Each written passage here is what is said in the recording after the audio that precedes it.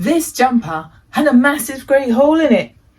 I can't find where the hole is because I have repaired it. Come with me on a repair journey. Let's mend some jumpers. Yay!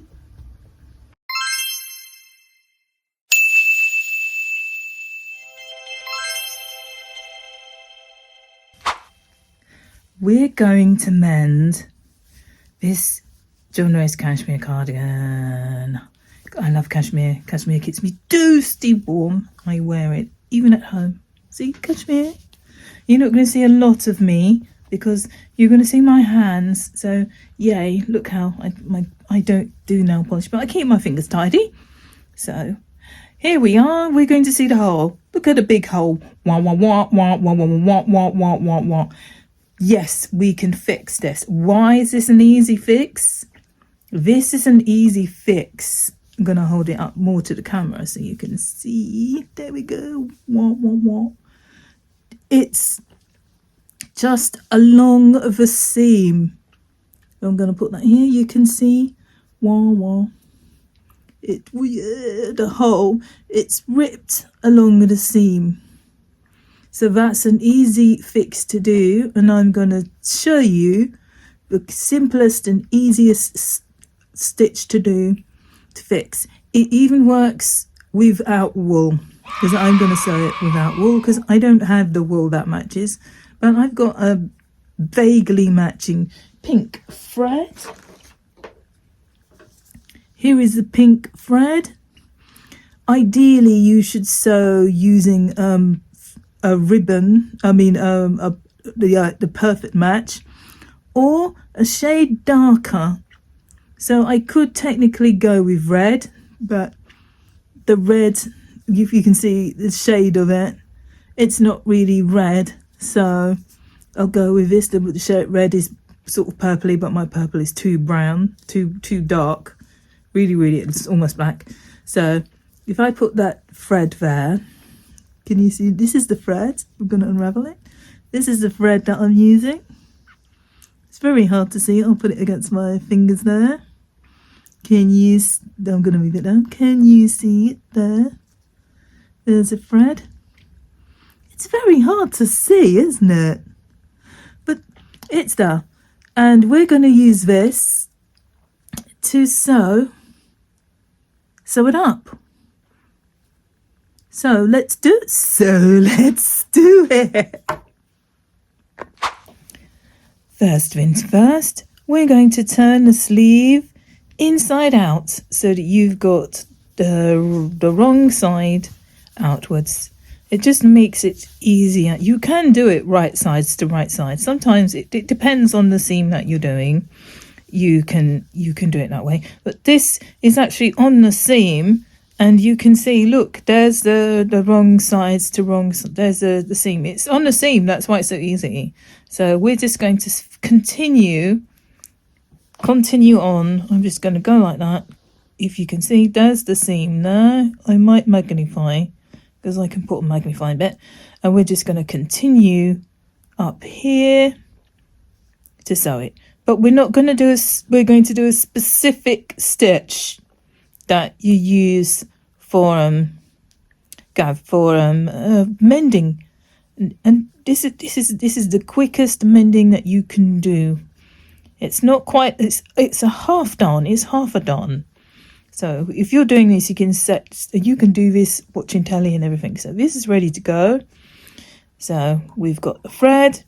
All I have to do is thread up the needle and start sewing. I'll do that off camera because I'm very short-sighted and I can't see, and it'll take me quite a while to thread this needle. So next bit you'll see the needle and thread ready to go. This is what happens when I put all my needles that I was using in this magnetic sewing case. It's great, but normally I have loads left at the end and they've all knotted together. I've managed to separate three of them are knotted together, but the one that I actually want, which is this pink one, is so entangled with the purple threads, I'm going to have to cut one of them. And I think it's going to have to be the pink one, and because that's the one that's most knotted.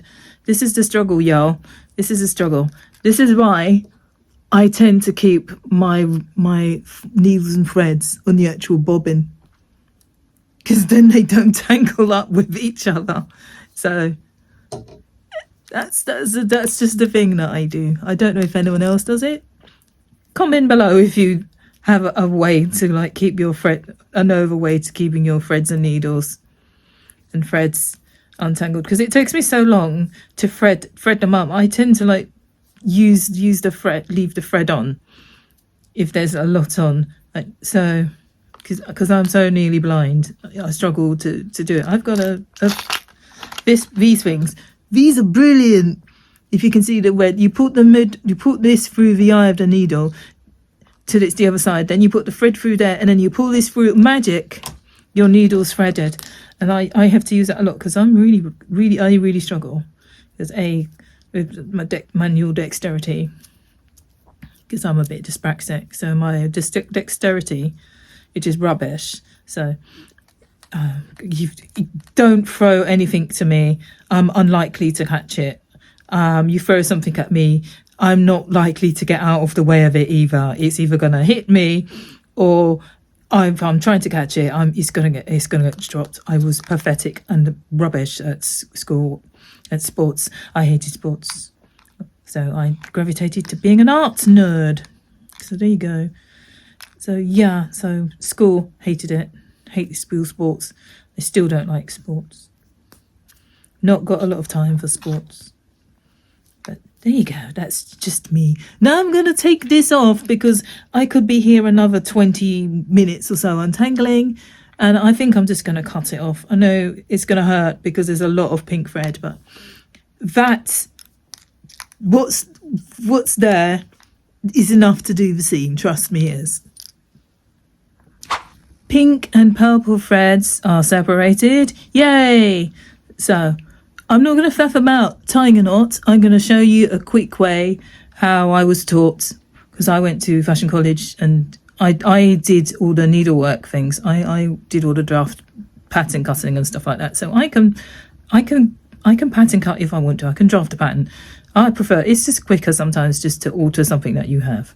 So what you do, get your thread, put it on your finger, wrap it once, twice, like that. And then you just rub it. Somehow, some magic happens. You rub it till it comes off your finger, and you've got it like that. Can you see there? Hold it to camera, there. Now what you do is you put them towards your fingers and you just pull. Didn't do it this time, so we do it again a second time. 2. Rub it so it's coming off onto your finger, and you can see it's on there. Now pull this towards the end. No, it's not going to do it because I'm trying to do it on camera. So we're going to do it. We're going to do a third time lucky. So 1. This somehow it rolls the ends under, so you don't have to faff about. And now you pull it and you pull it and you pull it. Yes, it's done it this time. You've got a knot. That is a solid knot that's not going anywhere. When you finish with it, you can just snip those endy. You can snip the endy bits off. There you go. You see that? All I did was just pull the loops like that, and there you go. That's the knot. So we are ready. I think this might just be enough to do the seam. So let me just get the jumper. Bear with me, because I'm quite blind, so you might see the tip of my nose. And so I need to see what I'm doing very, very closely. I'm going to sew from where it's still attached there down to the unopened bit here and just a few stitches past. So because it's a seam, we can do it like this. So the first thing we're going to do is we're going to sew going to catch a tiny little thread like that. We're just going to do, this is the anchoring. This is why it has to be attached to a bit where it's not frayed. So we're going to make a tiny stitch going like that, like we're almost picking up 1 or 2 threads. Pull it. This is a bit that we're going to cut off. Now, all that's good, so you're going to do it again. Second time. This thread is now anchored. Okay, it's not going anywhere. Now we're going to go across to the other side, and instead of going straight down, we're going to do the same tiny little horizontal stitch, picking up 1 little thread just like that, and we're going to pull it way. It's just a rule of thumb that I always double my sewing thread. It makes it easier for me as a nearly blindo to see. So that is now anchored. Now what we're going to do with this is eventually we're going to close it, and it's going to have this standing up. So we've done that one going under. So we're going to find it on this side, the inside here, there.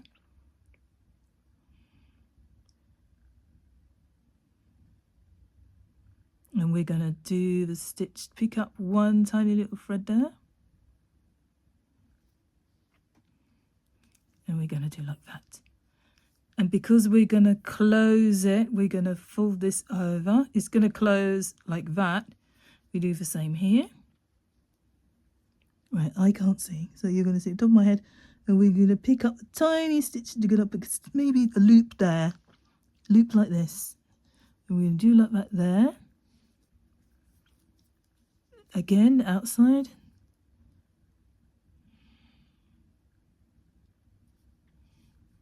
Like that. The smaller you do it, the more invisible it's going to be. So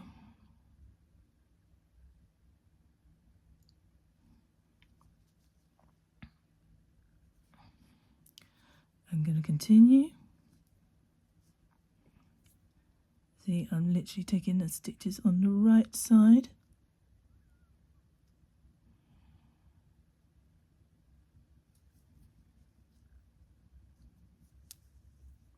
And I'm going over.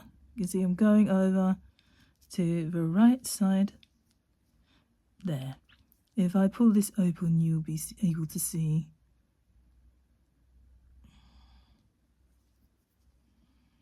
You can see the zigzag. I'm making a zigzag.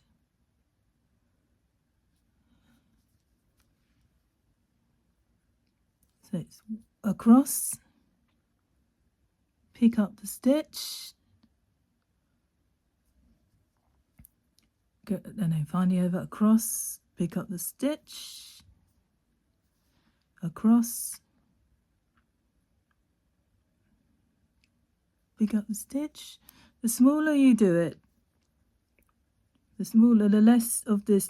If I go like this now, can you see where I've done the zigzag? Just about here. Here's the zigzag. If I pull it right open, you can see this is a ladder, the little ladder. And you have to do this one stitch across always, because it helps me close it quite quickly and invisibly. So you're picking up again. You don't have to do every single loop, but you know, maybe have as small as you can.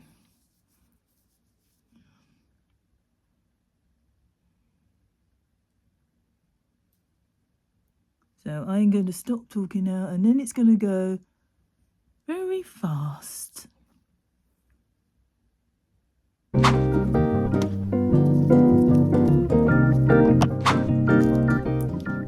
Thimbles always needed, but because this is so soft, I don't really need the thimble.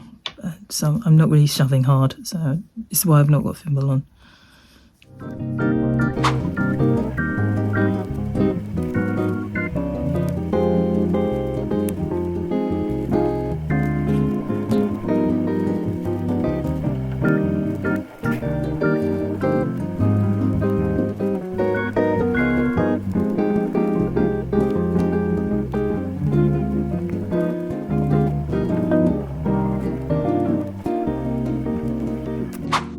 come to nearly the end. So we just did a couple last little stitches where we've covered this, we've gone all the way from the hole where the hole is. You can see the hole is still very open, and there's the little lattice stitches. There they are, just pull them like that. You can see that they're ready to go. So we just go over the one side, and this is the magic. We're now going to pull it tight. And you see, that's why I knew the thread was going to be more than enough. And pull it so that it's flat. If you pull it too tight, it will pucker, but just pull it so tight enough, and then do like this to check that it's not too tight, that it's not stretched out. Then we check like this. Here it's good. We just got to do this top bit here because this is loose. And then we're going to anchor the top. So we do the same as we did at the top. So we go over this time. Take over, do the same small stitch in, then go over, small stitch on the opposite side. I'm hoping that this is all on camera because it's really hard to sew and do on camera. That's it, it's pulled tight, we pull that, this is now anchored. Now I'm going to show you how to do a knot, so you don't have to tie a knot. Go into the fabric, go into the seam, because we were in the seam already because we sewed. Remember, we sewed just a little bit past. So into the seam, and there we have a loop. We have a loop here. Fabulous. Get your needle, put it through this loop. Make sure it goes through both threads, because this is both threads. If it's just you're doing single sewing, it's not going to matter, but make sure you do both. Go through two. So go through the loop. Pull it, that is a single knot. That's not really going anywhere, but we want to secure it. So we secured it on that side. So we're going to go, pull it again, pull it really, really tight. You could double knot it if you want. But because we've already secured it with a stitch here, it's not necessary. We do another tiny little stitch, pull it, and we're good to cut this off. So you can use scissors or thread unpicker, but I'm going to use the scissors because this is the end of what we're going to do. And I'm going to cut it off. That's not going to go anywhere now. That's just going to pop this needle here. Because this is only a tiny bit of thread, it can go back into the magnetic big needle case and it won't get tangled. So now we see we've got this big old arse knot here. So we're just going to trim that knot down. Remember, it's anchored solidly into the fabric. So the loopy bits of this knot not getting cut off is not going to be a problem. There we go. Now we're going to turn this right side out, and it should look just like the seam's a bit wobbly. Worst case scenario. Best case scenario, you won't even see. So there we go.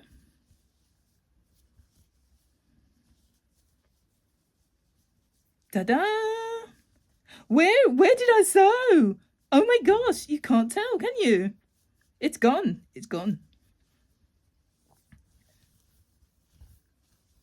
This is the one, because that was the wrong sleeve.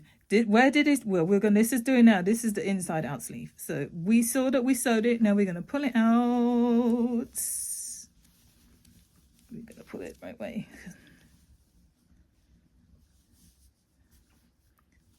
Where did it go? I did not pull it tight enough. Well done, me. So I will have to unpick it. But if you can see here, you should pull it tighter. I didn't pull it tight enough. So I will have to unpick that and do it again. Well done, me. I should have pulled it from the right side, but we all do stuff wrong. So we're going to come back when I've pulled it tighter. But as you can see, if I hadn't pulled it out, you wouldn't have noticed that there was a seam there. If you little cursory glance, you can barely see. Just think, oh yeah, but I've gone like that, and I'm being picky, and I can see the stitch. I didn't pull it. Look there, look. See, I didn't pull it tight enough there. That's a loop. So I didn't pull it properly. So there you go. This is what happens when you're trying to sew something for someone and show you. So we're gonna have to find that and then just re-pull it all. I wondered why it was so short. Right, we've come to the end, nearly to the end. So before we get to the end, if this hole was any bigger, I would have to pull it in two goes, but because this is a smallish hole, you can see the securing from the first one I did. I was going to cut that little thread out. It's annoying me. That's from when I did it wrong and it didn't secure properly. Well, it did secure, but I didn't pull the loops through properly. So we're just going to cut that off. There we go. Now we're going to pull this flat. We're going to pull the thread, and we're going to make sure we're going to keep doing it.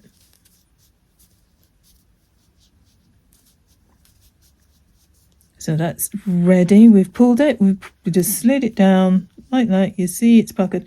You don't want it to be like that. You want it to be lying flat. So you just spread it all out.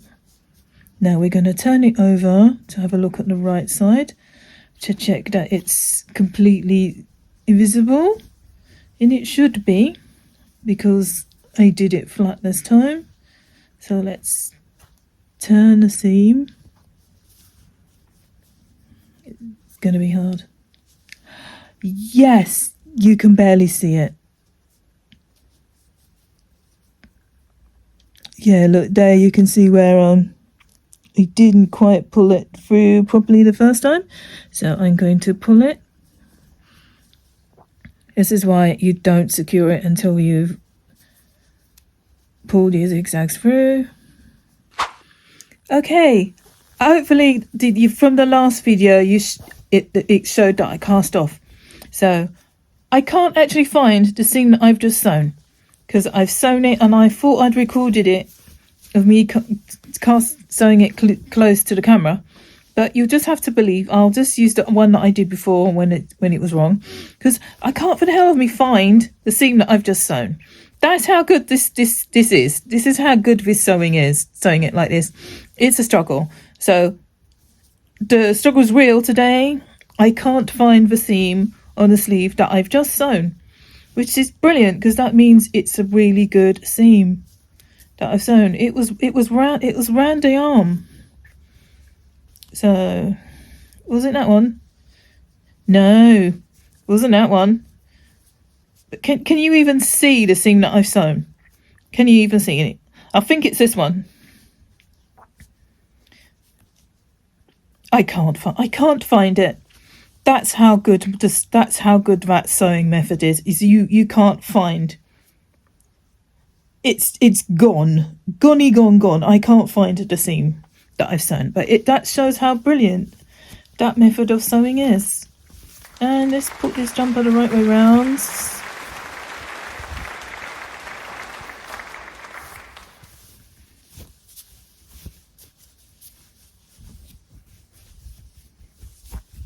No hole! Yay! You can't see where the hole is. I genuinely can't find where I've just spent the last 15 minutes trying to sew. So that shows you how good this method is. Now go forth and repair some jumpers that have got rips on their seams. This also works if you've got a seam when it's going like that and like that, like a little rip. As long as it's like a straight line, if it's like a straight up and a straight across, you can do that to there, pull it tight to there, finish that off, and then do across there, finish that off, because basically you're doing a zigzag, and knitted things are in a zigzag, so it works really well. So I can't see where I've sewn that, which means it's a perfect repair. Thank you for coming on this journey of repairing jumpers with me. Now go forth and repair your jumpers and give them a longer lease of life. From me and my Barbie pink jumper. Bye.